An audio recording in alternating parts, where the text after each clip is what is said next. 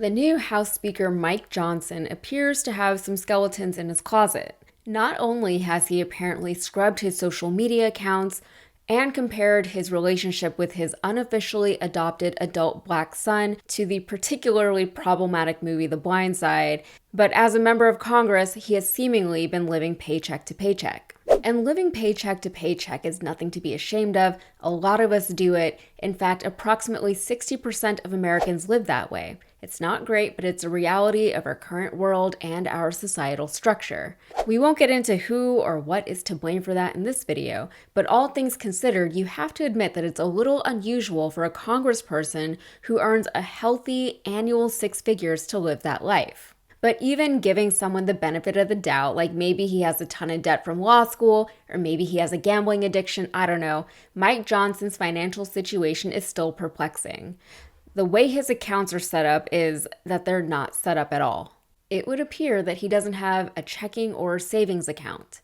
Going back to 2016, according to reporting from the Daily Beast, Johnson has never reported a bank account not in his name, nor in his wife's name, or any of his children's names. There are no investments, and as of his 2022 filing, he has no assets.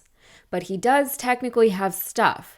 According to the watch group Citizens for Responsibility and Ethics in Washington, Johnson has himself earned over $200,000 last year, with his wife also bringing in an income, and that seems to be the norm for them. He's also got a mortgage, a personal loan, and a home equity line of credit, but he has nothing invested in the stock market and no retirement plan. He seems to be living off of debt, but he doesn't have a negative net worth. So I won't go into much detail about the money itself as far as, the loans, the values, the earnings, etc., because you can just check out the Daily Beast article for all of that, but the implications of these findings are interesting. For one, could Johnson be deliberately avoiding having to disclose his actual finances? According to the House Ethics Committee filing guidelines, House members are required to disclose bank accounts holding at least $1,000, and they're required to disclose all accounts when the combined value exceeds $5,000. This includes any accounts in the names of spouses or children. As far as Johnson's not legally adopted adult son, I'm not sure if any accounts under his name would be part of that consideration, but I would expect not. Anybody that knows me will tell you this is true. I am a rule of law guy. I made a career defending the rule of law. I respect the rule of law.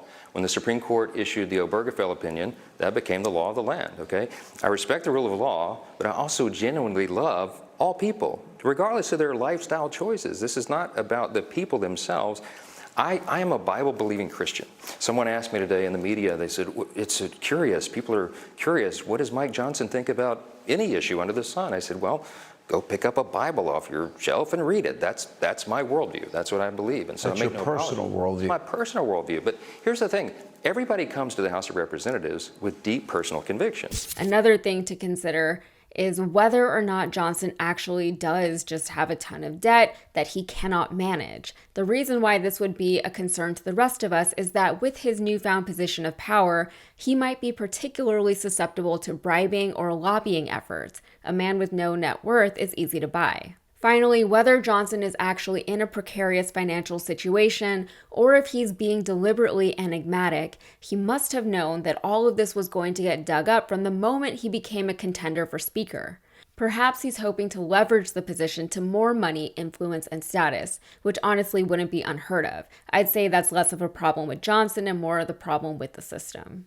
All right, that's it for me. If you got anything out of this, please like the video, subscribe to the channel, and please check out my podcast, Modern Context. Thank you.